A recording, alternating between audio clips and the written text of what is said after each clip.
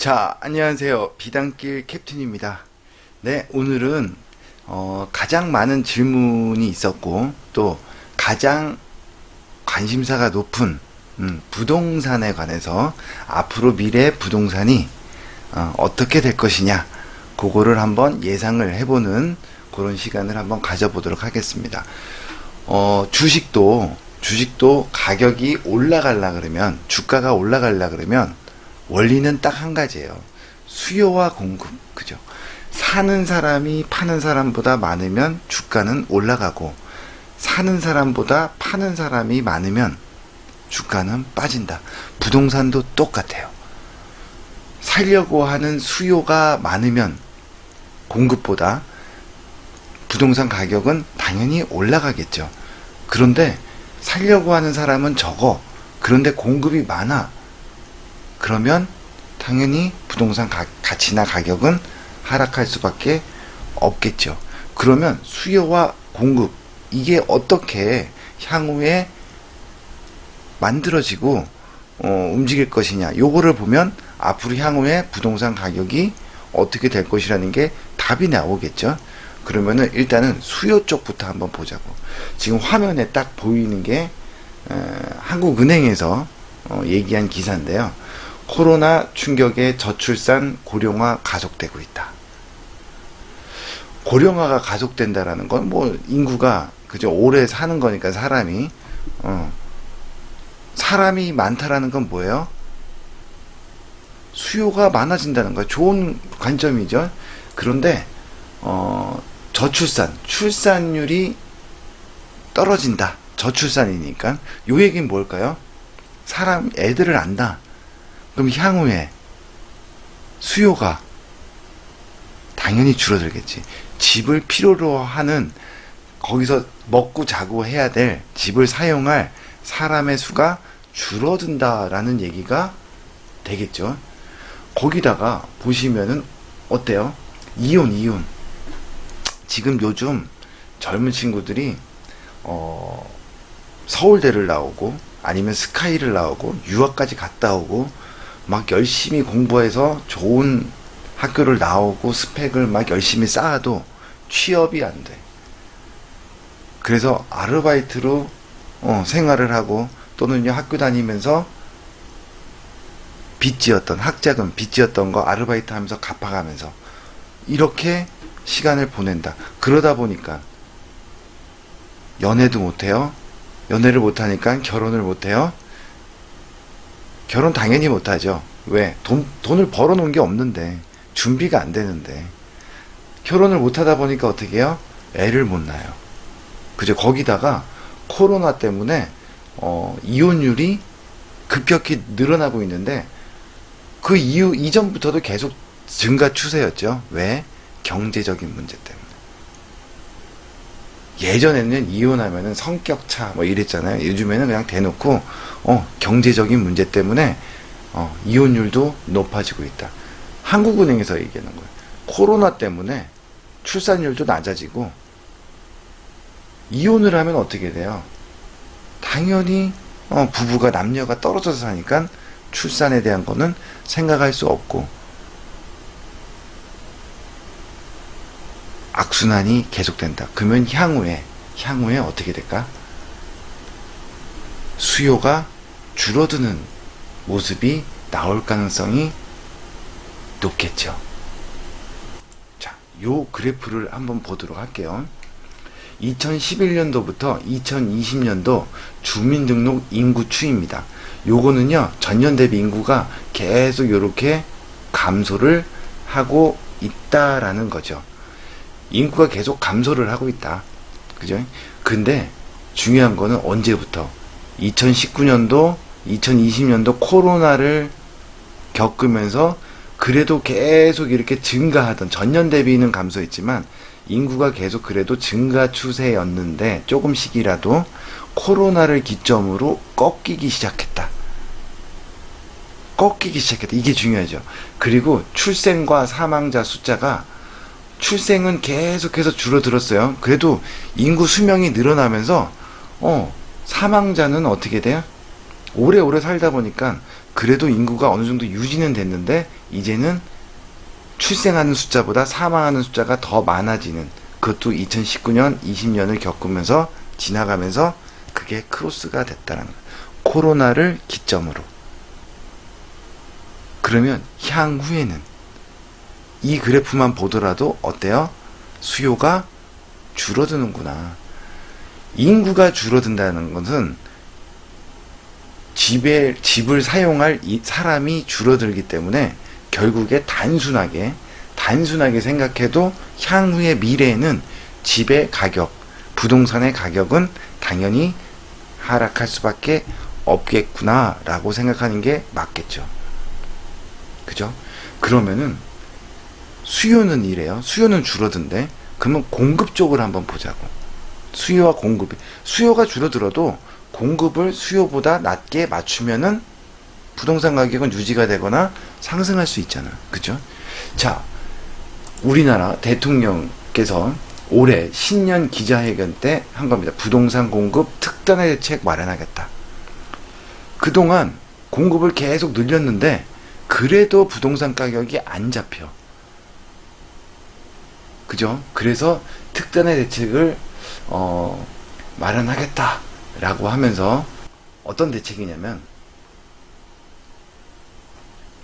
신규 택지의 과감한 개발을 통해서 시장이 예상하는 수준을 훨씬 뛰어넘는 부동산의 공급을 특별하게 늘려, 그죠? 공급을 특별하게 늘려서 공급 부족에 대한 국민 불안을 일거에 해소하겠다.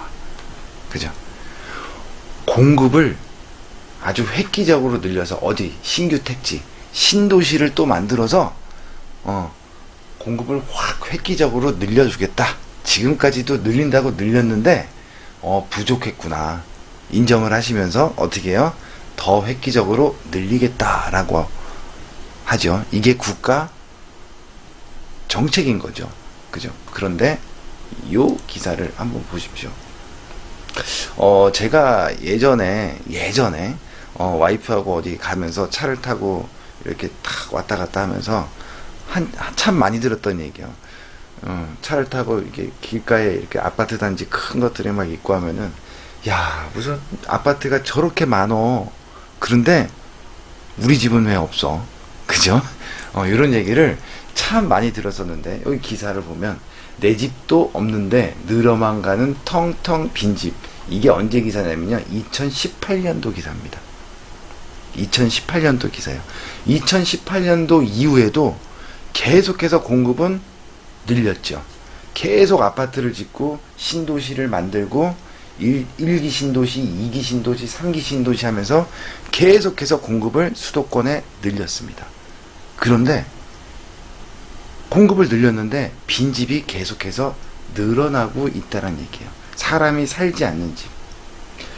저 당시에 2018년도 당시에 전국에 빈집이 126만 호래요. 126만 호. 저 당시에. 근데 지금은 공급도 훨씬 늘렸고 하니까 더 늘어났을 가능성이 높죠. 2050년에는 300만 호 정도가 된다라고 예측을 하고 있는데, 그거는 그 당시에 그 공급 수준이었는데 공급을 훨씬 더 늘렸기 때문에 더 많은 빈집이 생기게 되겠죠. 그런데 이게 우리 얼핏 생각을 하면 저 지방에 가보면 지방이 사람들이 시골에서 서울로 올라오고 이러면서 폐가 같은 데를 많잖아. 빈집들 많다고 얘기 많이 들었잖아요. 그런 집이냐? 다 보시면요. 그 집 중에 126만 호 중에 아파트 빈집이 67만 호로 가장 많았다. 아파트예요. 절반 이상이. 그죠? 그 다음에 이 빈집이 지방에만 많이 발생하는 것은 아니다. 오히려 수도권이 더 많다. 그 중에서도 서울이 제일 많다. 그 서울 중에서도 강남, 그 다음이 용산. 이상하죠? 그런데 자꾸 공급은 늘리겠대. 그죠? 공급은 늘리는데 빈집은 자꾸 늘어나. 집을 그냥 놀려도 되는 다주택자나 외지인들이 집을 샀기 때문에 집값이 안 떨어지고 집값을 잡겠다고 공급을 늘리는 건데, 집이 많은 사람이 집을 더 사. 집이 없는 사람이 사야 되는데. 그런데 왜 못 사요? 빈집에서 부익부 빈입비 현상을 가져온다. 이게 무슨 얘기일까요? 다주택자나 외지인이 서울에 집을 사는 경우가 늘어나는 것도 빈집 발생의 또 다른 원인인데, 이들 다주택자들은 일정 금액 이상의 임대료를 정해놓고요, 조건에 맞는 임차인이 나타날 때까지 빈집으로 방치한대. 서울 시민 대다수가 무주택자인데도 빈집이 많다는 것은 그만큼 집값이 비싸다는 얘기입니다. 공급을 아무리 많이 해도 지금 집을 살 수 있는 여력이 있는 사람이 없어. 그래서 집값을 떨어뜨려야 되는데, 그러면 공급을 많이 하면 집값이 떨어져야 되는데, 그걸 누가 사요? 또 외지인들이나 다주택자들, 일부의 돈 많은 사람들이 다 싹쓸이 해가고 있다는 얘기예요. 그래서 어떻게 해요? 집이 비어 있어도 새도 사는 건 둘째 치고, 새도 비싸서 새도 못 산다는 얘기예요. 근데 계속 집을 지어봐야, 공급을 해봐야 어떻게 신도시를 계속 만들고 해서 계속 집을 늘리고 있는 다주택자들, 저 소수의 돈이 많아. 저 사람들은 그냥 은행에 넣어놓고 묵히는 것보다 각종 세금을 내고 뭐 이렇게 하더라도요, 집값이 계속 올라만 가면 훨씬 더 이득인 사람들. 그 일반 국민들은 집을 사는데 점점 더 멀어지죠. 세를 들어가서 살기도 점점 더 힘들어져요. 빈집으로 놔둘지언정 세를 안 주겠다라는, 돈 많은 사람들은. 그죠? 그 빈집 추세가요, 점점 늘어납니다. 점점 늘어나요.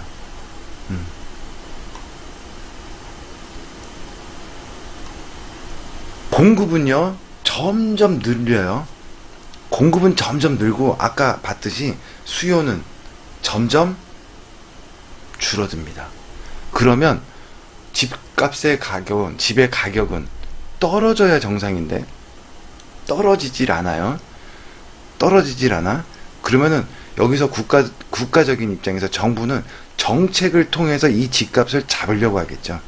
그래서 어떤 정책을 펼치는지 그 정책을 한번 보도록 하자. 첫 번째로는요, 양도세 부분이에요. 양도소득세지. 그죠? 이게 뭔 얘기일까요? 집을 내가 샀어요. 집을 샀어, 서울에. 10억 주고 샀는데, 이 집이 올라갖고 20억이 됐어. 그러면 10억에 수익이 생긴 거죠. 그러니까 내가 10억에 산 거를 20억에 팔 때 10억이 수익이 생기잖아. 그 10억에 대해서 세금을 걷겠다. 근데 문제는 아까도 봤듯이 다주택자들이잖아요. 집이 세 채 이상 있는 사람들한테는 기본 세율의 30%를 더해갖고 막 70%가 넘게 세금으로 걷겠대요. 좋은 정책이죠, 이거는. 그래야 집값을 잡을 수 있으니까. 그런데 돈 있는 사람들 입장에서는 그냥 돈을 썩히고 놀리느니 어때요? 집값이 어차피 올라간다는 보장만 있으면 이만큼 세금을 72%를 내고도 28%의 수익을 챙길 수가 있죠. 그러니까 어떻게? 집값을 떨어뜨리지 않기 위해서 집을 국가에서 공급하면서 만들 때마다 어떻게? 일부는 정말 내가 분양을 받고 아니면요, 집을 사가지고 내가 거기서 살 생각으로 무주택자였다가 내가 거주를 목적으로 사는 사람들도 있을 거고, 그 외에 나머지 물량은 전부 이 사람들이 싹 쓸어가는 거죠. 그러면요, 집값이 떨어지지가 않겠죠. 그러면 집값이 올라간 그 차액만큼 세금을 내고도 어떻게 해요? 이 사람들은 수익을 낼 수 있다. 그쵸? 근데 어찌됐건 국가에서 정책은 이렇게 세금을 높여서 점점 높여요. 점점 높여. 계속 부동산 무슨 정책 나면서 계속해서 높여가고 있는 추세입니다. 그죠? 자, 그 다음에 또 세금이 하나 있죠. 상속세. 상속세는 또 뭘까요? 내가 강남에 아파트가 한 채 있어. 강남 아파트 보통 30평대 중반 후반 되면 한 30억 해. 한 30억이 조금 넘는 내가 아파트가 하나 있는데, 내가 죽어요. 내가 죽으면 아들한테 물려줘야 되잖아. 자식한테. 물려주면 되죠. 그러면 내 자식도 그거 거기서 살고 뭐 이렇게 잘 먹고 잘 살면 되겠지. 그죠? 그런데 세금을 갖다가 어떻게 해요? 50%랍니다. 상속을 할 때 50%를 세금을 낸대. 거기서 뭐 누진세를 이만큼을 빼긴 하겠죠. 근데 30억이 넘는다. 30억이다. 그러면 50%니까 15억이죠. 15억에 4억 6천만 원을 누진세를 공제하는 거니까 빼. 그만 11억 정도 된다고 치자고. 응? 근데 아까도 얘기했잖아. 젊은 친구들이 지금 직장도 못 가고 결혼도 못 하고 지금 이러고 있는 상황인데, 이 정도 되면 뭐 아버지 덕에 결혼도 하고 했다고 치자고요. 이 아버지 재산을, 이 집을 물려받으려면 일단 세금으로 얼마가 11억이 필요해. 있을까요? 현금으로 11억이? 그리고 이 아버지 집이 전부 깨끗하게 아버지 돈으로, 그죠? 융자가 없는 집이라 그러면 그나마 괜찮아. 근데 요즘에 대부분의 집들이 융자가들 다 끼고 있는 게 많잖아요. 그지? 융자가 없다고 해도 문제지만 융자까지 있다라고 하면 더 큰 문제가 돼요. 그러면 내가 죽으면 내 다음 세대, 우리 자식 세대에서는요, 이 세금을 내면서 어떻게 상속을 받을 수가 없는 상황입니다. 그럼 상속을 포기하거나 이 집을 팔겠죠. 파는데 누가 사? 이 상황이면. 그래서 경매에 나오면 뭐 1차, 2차, 3차 해갖고 똥값에 팔리겠죠. 그러면 지금 얼른 죽기 전에 상속을 하지 말고 증여를 해버리면 어떨까? 증여도요, 똑같아. 상속세율은 증여세율과 동일하다. 그죠? 증여를 해도 똑같아. 세율이요. 다 법적으로 다 막아놨어, 이렇게. 그러면, 경매가 나오든 공매가 나오든 이거 어차피 내가 자식이 인수를 못하면, 세금을 내고 받아가지 못하면 어차피 물량이 나오겠죠. 이 물량이 엄청나게 쏟아질 가능성이 높고, 이 세율 또한 지금 최근에는 삼성의 뭐 이재용 부회장 얘기 나오면서 세율을 줄이자 뭐 이런 얘기들이 정치권에서 나오긴 하는데, 줄이기는커녕 제가 봤을 땐 유지를 하던가 더 향후에는 올리든가 할 가능성이 높다라고 보여집니다. 자, 어찌됐건 지금 현재 이 상황이에요. 그럼 누가 사? 저 나온 물건들을요. 국가에서 산다니까. 국가에서 사고 있어요. 그러면서 슬슬 나오는 게 무슨 얘기예요? 주택 공유, 공유주택, 그죠? 공공주택, 이런 얘기 나오죠.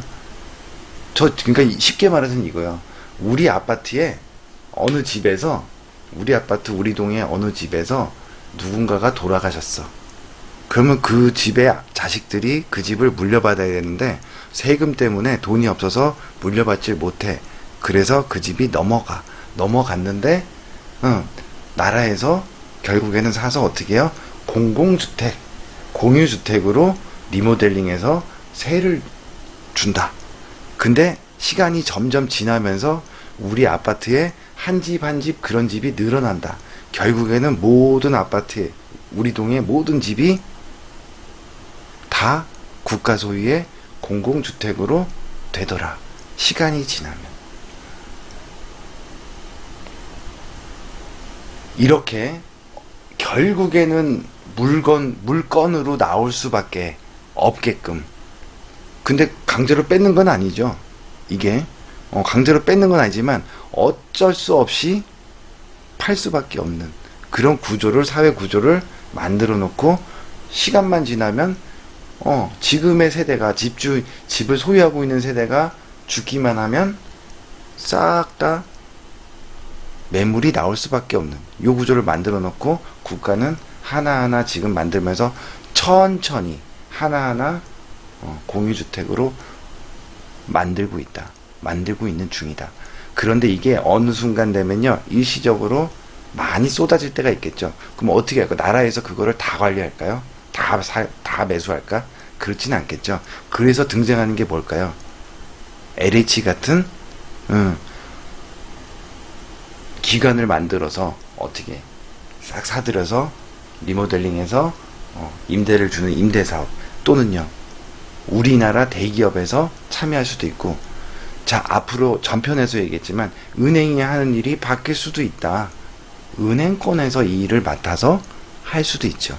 직접 은행에서 은행에 있는 자금으로 매입을 해서 임대사업까지 하고 뭐 이런 식의 자회사를 둔다거나 이런 식의 흐름도 될 수 있고, 또는 외국 기업들, 그죠? 외국의 부동산 개발 또는 임대하는 기업들이, 대기업들이 들어와서 할 가능성이 크다고 보여지죠. 여기서 딱 외국의 부동산 회사 기업 하니까 딱 떠오르는 사람이 또 하나 있지. 트럼프가 떠오르죠. 분명히 역할이 있다니까. 이건 시간과의 싸움이에요.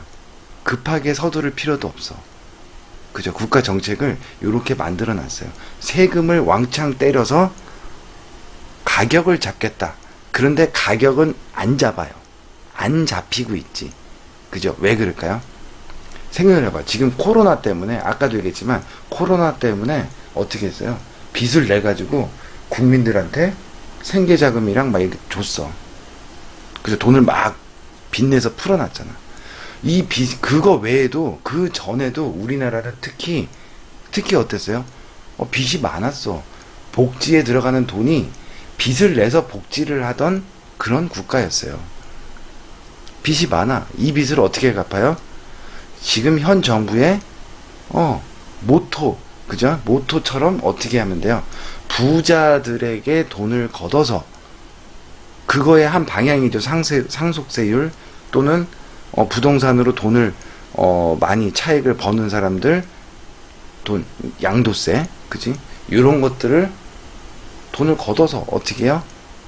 빚도 갚고, 그 다음에 못 사는 또는 지금 힘들어하는, 집이 없고 하는 사람들한테 저렴한 가격에 임대도 하고, 어떻게 보면 사회주의적, 그죠? 공산주의적 발상이고 시스템인데, 이거는 현 정부를 뭐라고 할 게 안 되는 게, 지금의 정부가 되던 반대편의 우파 정부가 들어서건 이 시스템은 바뀌어지지가 않을 겁니다. 속도에 문제가 있을 수는 있겠지만 이 시스템은 전 세계적으로 흘러가는 흐름이고, 4차 산업혁명이 도래하게 되면 어차피 이루어져야 될 어쩔 수 없는 시대의 흐름이기 때문에 누가 돼도 똑같이 흘러갈 가능성이 높다. 똑같이 흘러갈 가능성이 높다. 그러니까 어떻게 해요? 집값이 떨어지면은 안 되지. 상속세를 많이, 집값이 더 세게 올라가고 비싸져야 양도세도 많이 거둘 수 있고요. 세금을 많이 거둘 수 있겠죠. 그 다음에 상속세도 많이 많이 받아야 어떻게 돼요? 매물로 집이 나오니까 그 향후의 사업을 또 추진할 수도 있겠지. 집값이 떨어지면 안 되는 상황이죠. 근데 이거를 숨기기 위해서는 어떻게 해요? 공급을 계속 늘리겠대. 근데 돈이 없어, 사람들은. 그래서 집을 살 수가 없어. 그리고 산다고 해봐야 이걸 알아. 내 자식한테 물려줄 때는 뺏긴다라는 걸 알아요. 내 자식한테 온전하게 상속이 다 된다? 그게 불가능한 시스템이다. 지금. 그걸 알게 되면요, 집을 굳이 살 이유가 없어져 버려요. 사람들 입장에서는. 젊은 친구들은 어떨까요? 우리 이제 조금 나이가 있는 세대들은, 야, 이거 진짜 사회주의처럼 가는 거 아니야? 거부감이 들 수 있겠지만, 젊은 친구들은 어떨까요? 나라에서 싸게 해서 집도 럭셔리하게, 그죠? 럭셔리하게 집도 임대해 준대. 니네 열심히 일 안 해도 돼. 돈도 준대. 그게 사회주의가 됐건 공산주의가 됐건 뭐가 됐건 간에 지금 내가 먹고 사는데 기존 세대들하고 지금의 세대들, 어린 세대들하고는 차이가 분명히 날 가능성이 높습니다. 그죠? 받아들이는 입장에서. 지금요, 무슨 얘기까지 나오냐면, 자, 요거 한번 볼게요. 이분은 김두관 의원이죠. 민주당의 김두관 의원이고, 대권 잠룡으로 더불어민주당 내에서, 그죠? 여권에서 대권 잠룡으로 분류되는 그런 영향력 있는 국회의원이죠. 근데 이분이, 얘기하시는 게 이거죠. 자, 무슨 얘기냐. 기본 자산액을 갖다가 1억으로 설정하고요. 그의 4배, 4억까지만 상속을 받을 수 있는 거야. 우리 아버지가 돌아가셨어. 근데 내가 아버지한테 상속을 4억까지만 받을 수 있어. 우리 아버지가 여기도 있네요. 100억을 갖고 계신데, 우리 아버지가 100억 갖고 있는데 돌아가셨어. 그럼 내가 100억을 물려받아야 되잖아요. 근데 4억만 내가 받을 수 있어. 그리고 96억은 나라에서 가져가겠대. 지금 이런 얘기까지 나오고 있어요. 그러니까 뭐 사회주의, 진짜 이거 공산주의 사회주의로 가는 거 아니냐, 이런 얘기가 나올 법도 해, 사실은. 그죠? 그런데 이렇게 되면요, 봐봐, 여기 기사에도 나와 있지만, 그러면 이재용 삼성전자 부회장은 그 아버지 이건희 회장이 자산이 18조 원이야. 18조 원 중에 4억 원은 그래, 너 가져가, 유산으로. 그리고 17조 9,996억 원은 나라에서 가져갈게. 이 얘기거든요.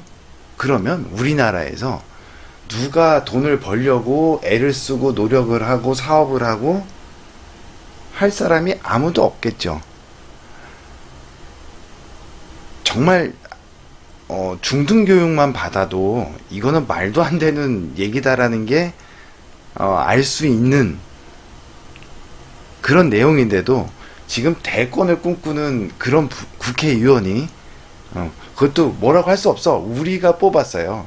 우리가 뽑아놓은 국회의원께서 이런 생각을 갖고 계셔. 하나만 보는 거죠. 한쪽만 보고 그거에 대한 것만 생각을 하는 거지. 그러면 이 개념이에요. 무슨 개념이냐. 자, 저 위에 삼성전자가 뭐고 이렇게 대기업의 그룹 돈 많은 사람들이 있어. 근데 이 사람들한테 이런 식으로 18조의 상속을 받을 재산 중에 17조 9,996억 원을 국가에서 싹 뺏어서, 그지? 뭐 뺏는다는 표현이 맞는 거죠. 뺏어서 어떻게 해요? 그 밑에 우리 같이 못 사는 사람들한테 나눠주겠다. 다 같이 잘 살자. 이거거든요.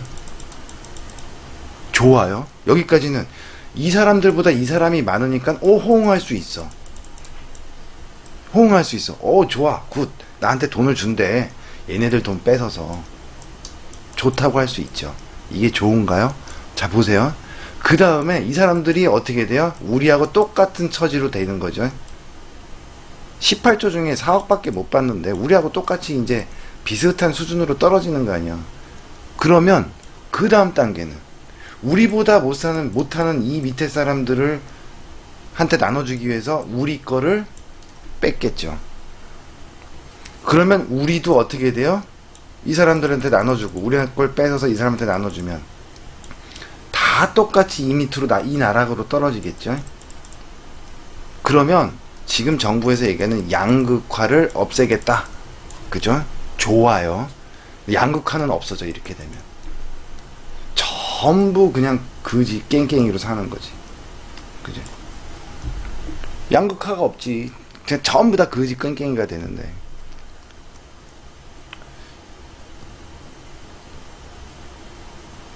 좋아할 게 아니다라는 거예요. 돈 많은 사람들의 세금을 걷어서 우리들한테 나눠주겠다. 이게 좋아할 게 아니다라는 거예요. 왜? 시간이 지나면 그 사람들이 없어져. 그러면 그 다음 차례는 우리들이에요. 그래서 우리들한테 뺏어서 우리들보다 못한 사람들한테 나눠주고 우리는 그 사람들과 같은 레벨로 떨어진다. 당연한 순서예요. 당연한 순서.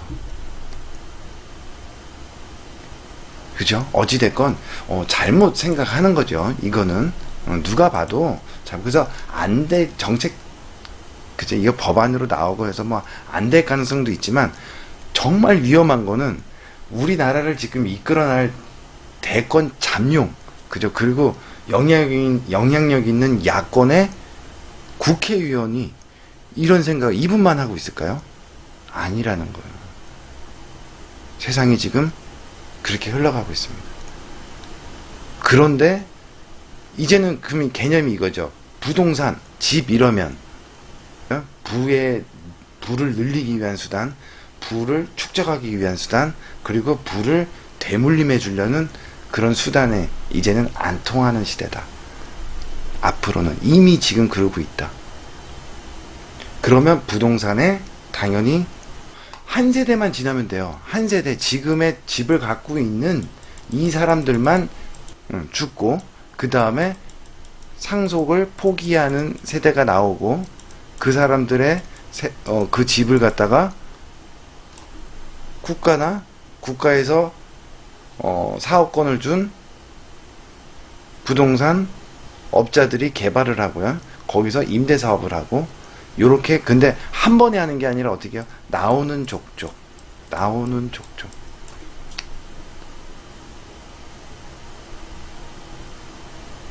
10년, 20년, 30년 정도 되면은 거의 다 작업이 끝날 가능성이 높아요.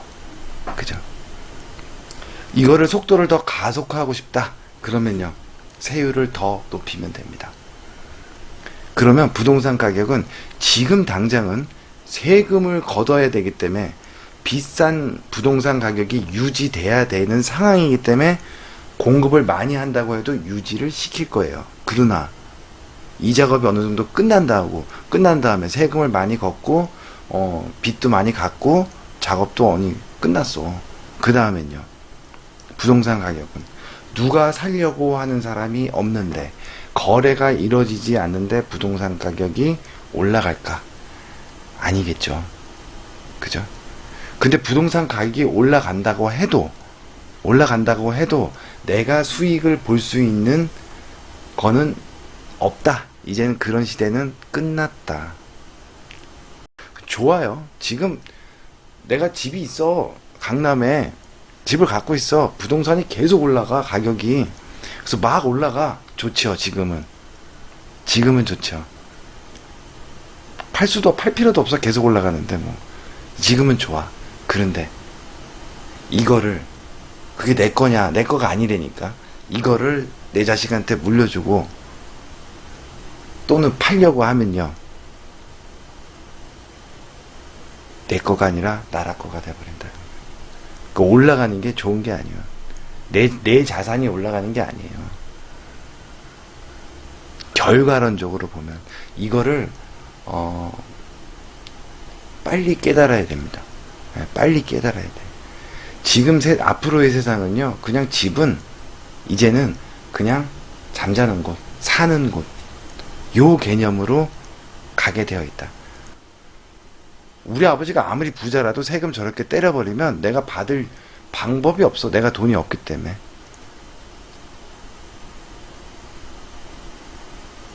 부동산 대출 규제 딱 해놓고요, 지금 대출을 받을 수도 없어. 그러면 팔아야 되죠. 팔려면 어떻게 돼요? 아버지 집을 갖다가 방법이 없어. 팔아서 세금을 내야 될 것 같아. 팔면요, 그동안 강남에서 집값이 아버지가 샀을 때보다 쭉 올라가고 양도소득세로 세금을 내야 되잖아. 팔아도 차익만큼요. 그게 아까 봤잖아요. 70%, 또는 뭐 50%, 60% 이렇잖아. 그러면 이거 내고 세금 내고요. 또 그 돈 남은 거 갖고 또 소득세 내고 남는 게 뭐가 있어. 어차피 다 뺏어간다는 얘기야. 그러니까 이제는 자식한테 뭐 재산을 물려주겠다 이 방법이 없어요. 특히 부동산 쪽으로는. 이거 말고도 또 다른 뭐 현찰이 있거나 뭐 이것도 있겠죠. 이것도 세금 내야 돼요. 더 내야 돼 이건 부동산보다. 그러니까 제일 좋은 게 뭐예요? 지금 집이 있는 사람들은 이거 가지고 뭐 자식한테 물려주겠다, 뭐 수익이 차익을 갖다가 내가 수익을 보겠다 이거보다는 뭐 하는 게 나아요? 모기지론. 그러니까 주택 연금 받아서 내가 살아있는 동안 와이프하고 자식들하고 편안하게 여유롭게 돈 쓰면서 살다가 결국에는 나라가 가져간. 이 주택연금도 결국엔 뭐야? 결국엔 다 나라에서 나중에 가져가는 거잖아요. 이런 식으로 지금 나라에서 집을 하나하나 가져가고 있다. 그러면서 공유주택 얘기가 나오고 있다. 그러면 앞으로 세상이 어떻게 바뀔 건지 빨리 캐치를 해야 되지. 여기 지금 부동산 갖고 지금 여기서 올라갈 거냐 빠질 거냐 이거 논의할 때가 아니라, 올라가도 내 게 아니요. 내 자식 게 아니라고. 아무리 올라가 봐도. 요거를요, 잘 캐치. 그러니까 부동산 앞으로 어떻게 될 것이냐? 의미가 없다. 부동산 가격이 올라가든 빠지든 의미가 없다.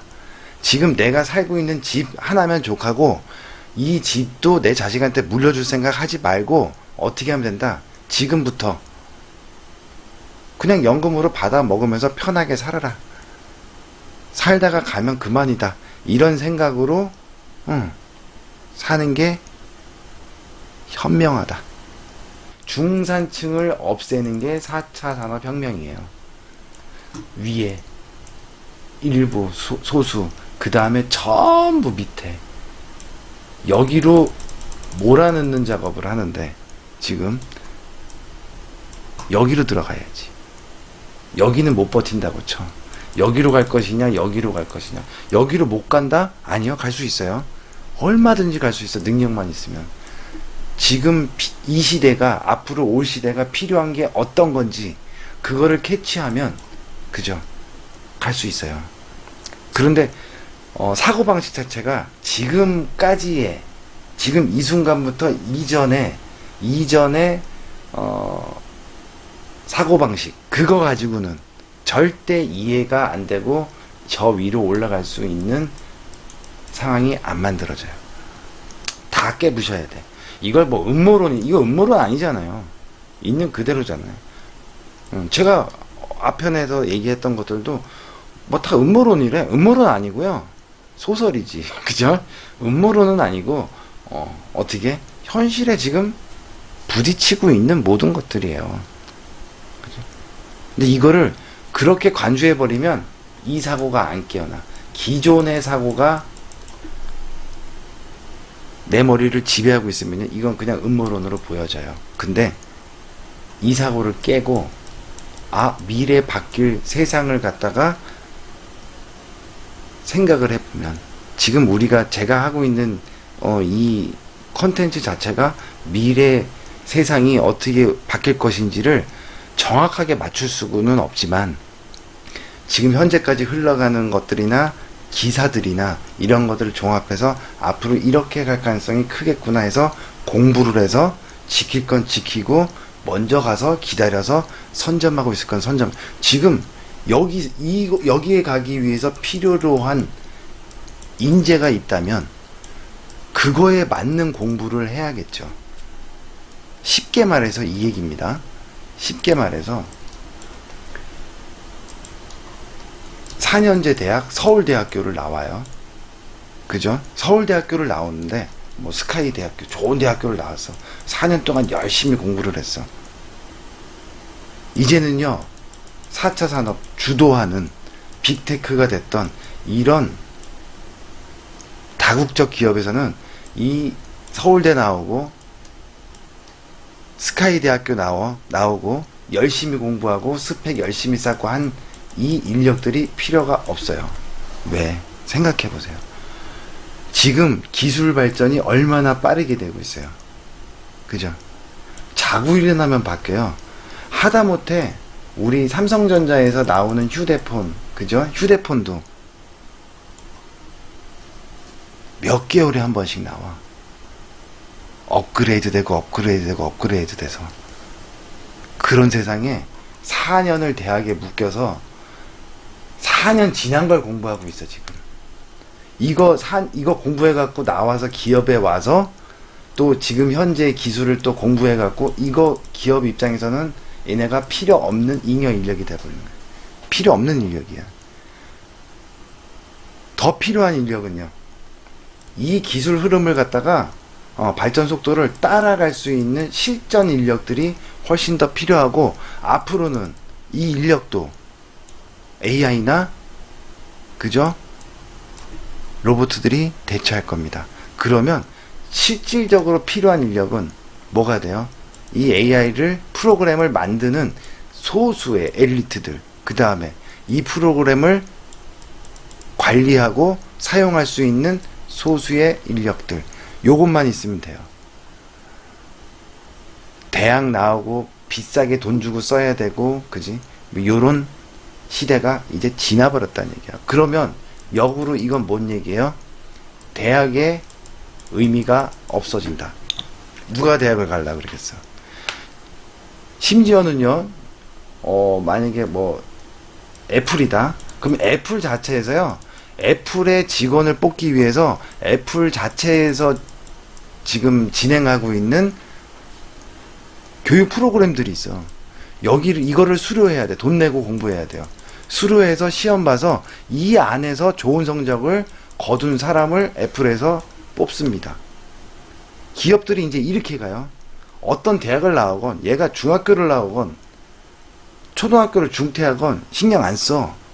자기들이 필요로 하는 기술을 공부하고 수료한 사람 중에 우수한 성적을 갖고 있는 사람들을 채용을 해요.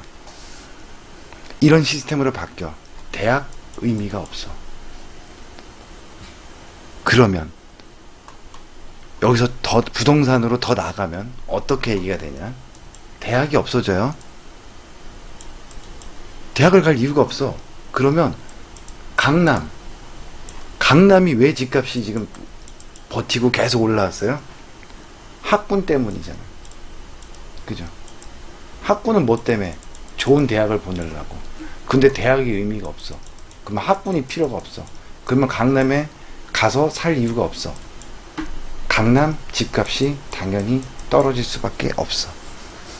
요렇게 얘기가 되죠. 대학교 근처에서 원룸 사업을 하고, 그죠? 대학교 근처에서 지금 자영업을 하고 점점 더 힘들어집니다. 학교들이 없어지고 있다고, 하나둘. 그리고 4차 산업, 그리고 이 팬데믹을 거치면서 어떻게 하고 있어요?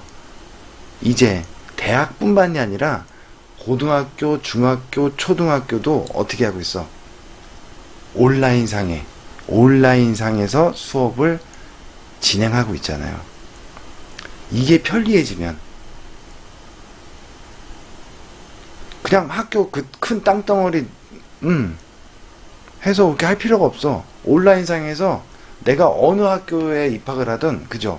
좋은 학교 온라인상에 다닐 수 있죠. 조금 더 얘기 나오면 요 이제 앞으로 다음 편에 계속해서 나가겠지만, 지금 기술이 대세가 SNS 시대였어요. 이때까지는. 더 나아가면요, 지금 메타버스라는 게 나왔어. 가상세계 속인데요. 이제 학교도 메타버스 안에서 출석을 하고 학교를 거기서 다니고, 일도 그 안에서 하고, 노는 것도 그 안에서 하고, 전부 다 그 안에서 하는 시대가 올 가능성이 있다. 학교도 마찬가지예요. 역세권이란 말도 이제 없어져요. 역세권이 비쌀 이유가 없어. 일도 집에서 하는데. 왜 역세권이 생겼어요? 직장을 출퇴근에 가깝게 하기 위해서는 지하철이 제일 편해. 서울에서. 그래서요. 역에 가깝게 내가 집을 얻고 직장에 간단하게 지하철로 출퇴근하기 위해서 역세권이라는 게 존재하고, 역세권 주변은 상권이 좋고 사람들이 많이 왔다 갔다 하니까, 그리고 임대료가 비싸고 부동산 가격이 비싸고 이랬던 거잖아요. 근데 그게 의미가 없어진다. 출퇴근을 안 해. 이제 집에서 일을 해요.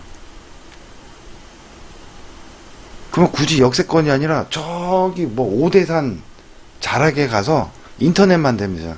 오대산 자락에서 내가 거기다가 공기 좋은 데다가 경치 좋고 인터넷 딱 연결해 놓고 거기서 살아. 그러면서 일을 해요. 그리고 한 번씩 가야 될 때만 출근해. 그럼 또 봐봐요. 역으로 회사 입장에선 출근하는 사람이 줄어드니까 대형 사무실이 필요가 없어. 강남대로 테헤란로에 옆으로 쫙 보면은 대형 사무실들 많잖아요. 여기다 필요가 없어.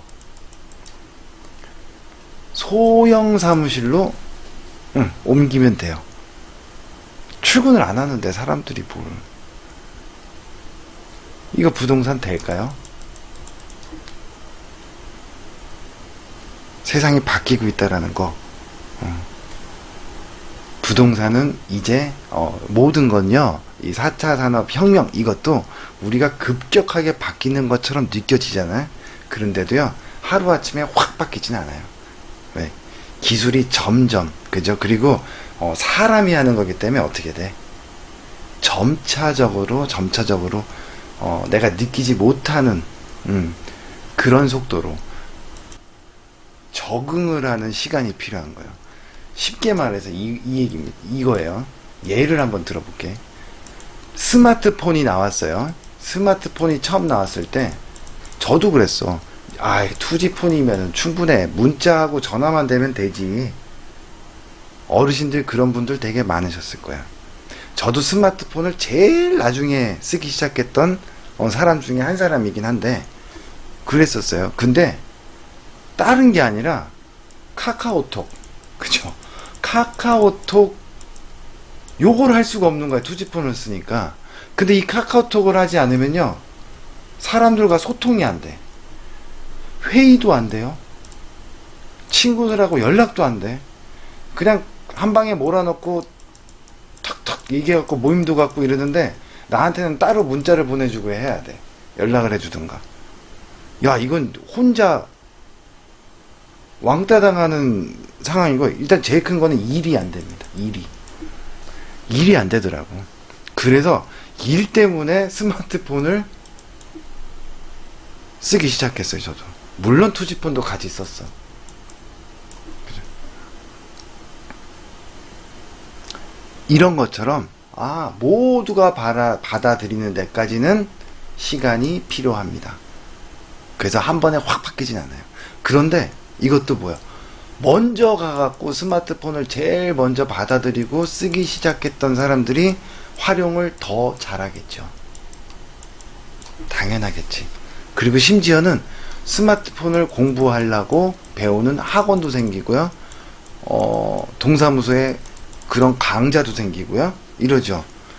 먼저 공부한 사람들은 강의도 뛸 수 있는 부분인 거고. 그래서 항상 뭔가가 새로운 게 어쩔 수 없이 어차피 그 방향으로 간다면 먼저 가서 선점해서 있는 게 훨씬 더 내 미래에 대해서는 좋다. 하다못해 세상이 바뀌는 속도만큼이라도 쫓아가야 돼. 저처럼 스마트폰을 정말 맨 끝에, 그죠? 어쩔 수, 지금도 뭐만 써요? 그 유튜브나 보고, 문자나 날리고, 전화나 하고, 카톡이나 하고, 밴드 하고, 많이 하긴 하네. 그죠? 요 정도. 근데 요 젊은 친구들은 그거 갖고, 뭐예요? 카드처럼 써. 페이. 그죠? 카드를 그 안에다 넣어놓고. 뭐 그런 것도 하고요. 돈도 송금하고, 받고. 결제도 여기서 다 하고요. 별의별 걸 다 해. 근데 잘 사용하지 못하는 저 같은 사람들은 그냥 여전히 전화나 걸고 문자나 하고 카톡이나 하고 유튜브나 보고 요 정도 수준이에요. 정말 많은 기능들이 있는데 다 활용을 못하고 있다는 얘기지. 그러니까 어떻게 먼저 들어가서 먼저 공부하고 먼저 받아들이는 게 최고다. 그죠? 여러 가지를 설명을 드렸어요. 국가 정책이나 지금 세금 문제나 수요와 공급 문제나 또는 앞으로 대학의 문제라든가 여러 가지를 설명드리면서 결론은 부동산으로 이제 돈을 벌겠다 아니면 부동산으로 자식에게 물려주겠다 아무것도 안 되는구나. 이걸 빨리 깨달아야 돼. 그러면 이걸 점점 한 명씩 깨닫겠죠? 맨 마지막에 깨달으면요. 끝까지 내가 부동산 부여잡고 있는 거지. 근데 먼저 깨달으면요. 빨리 빠져나올 수 있죠. 그러면 마지막에 다 물 건너 간 다음에 팔라 그러면 팔리지도 않고 아무것도 다 물 건너 간 거예요. 근데 지금 빨리 깨달으면 챙길 수 있다라는 얘기예요. 뭐라도 챙길 건지가 있다라는 얘기예요. 어떠한 방법으로든 지금 현재는. 근데 이거를 눈치 못 채고 저 맨 나중에 하게 되면요. 그때는 늦었어. 이미 방법이 없어요. 그러니까 잘 생각하시고 판단하셔서 부동산 가격이 지금 빠진다 이게 아니라니까 계속 올라가야 돼요. 특히 서울 이쪽은 전국적으로도 그렇겠지. 이제 점점 늘리겠지. 인천, 수도권 뭐 이런 식으로 경기도 점점 넓혀가겠죠.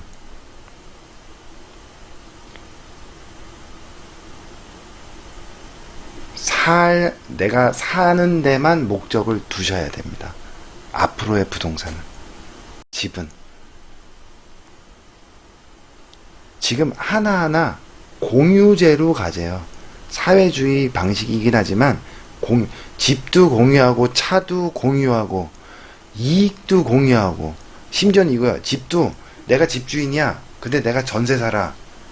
근데 집값이 올랐어. 전세 사는 사람도 수익에 대해서 그 이익에 대해서 공유하자. 이 얘기까지 나오고 있어요. 꼭 이렇게 간다라는 건 아닙니다. 소설이에요. 그러나 정황이나 상황이나 근거나 이런 거를 토대로 봤을 때는 이렇게 흘러가고 있다라고 보는 게 맞겠죠. 그죠? 자, 부동산은 이걸로 정리가 딱 됐죠. 정리가 딱 됐다. 자, 하나하나 이제 풀어나가 보자고요. 부동산 먹거리도 했어요. 의식주 다 해야겠지. 의식주 이제 사는데 제일 필요한 거 의식주. 그 다음에 앞으로 우리가 아까도 잠깐 얘기했지만 우리가 사는 공간이 따로 있어. 이 현실 세계는요 아니야. 우리가 살 공간이 이제는 가상세계. 그것도 이제 뭐 한 번에 확 바뀌는 게 아니라 기술이 점점점 발달하면서 그 안으로 지금 블록체인 그죠? 미국의 대선 트럼프 앞에 에필로그에 보내드렸던 그런 얘기가 전부 이어지는 거예요. 그래서 어디로 모는 거야 이렇게 사람들을 현실 세계에서 멀어지게 그 다음에 가상세계 속으로 점점 몰아넣고 있다. 4차 산업혁명 이미 시작이 됐어요. 세상이 바뀌고 있는 게 이제 슬슬 피부로 와 닿잖아. 불과 한 2년 전만 해도 이런 얘기 하잖아요. 제가 완전 정신병자 취급당했었어. 근데 이제는 그때 하던 얘기가 하나하나 현실로 다 이제 되고 있으니까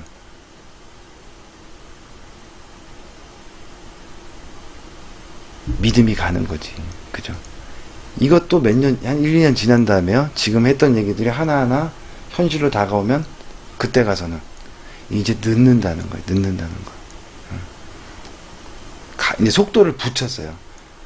코로나 팬데믹을 통해서 속도를 붙였다고. 팬데믹 전과 후는 완전히 달라. 전은 그냥 상상과 예상 속이었지만요. 팬데믹 이후는요. 이제 속도를 붙여서 달리기 시작한 거야. 4차 산업혁명이. 어떻게 변할지는 뭐 누구도 한 번도 가보지 않은 길이기 때문에 모르죠. 그러나 예측하고 빨리 캐치해서 빨리 같은 속도로 또는 더 먼저 가서 기다리고 있어야 그 소수의 상위에 나를 올려놓을 수가 있겠죠. 그죠? 아니면 이 밑에라고 쳐. 이 밑에가 내가 여길 수밖에 없다라고 치더라도요. 뭐라도 먼저 받아 먹을 수 있겠죠. 먼저 이 와중에서도. 그죠? 민기적 되다가 받아 먹지도 못하는 수도 있어. 하여간 어찌됐건 부동산은 이제 부동산 시대는 끝났다. 생각을 바꿔야 된다. 요게 오늘의 내용이었던 것 같아요. 자, 고생들 하셨습니다. 네, 수고들 하셨어요. 마치도록 하겠습니다.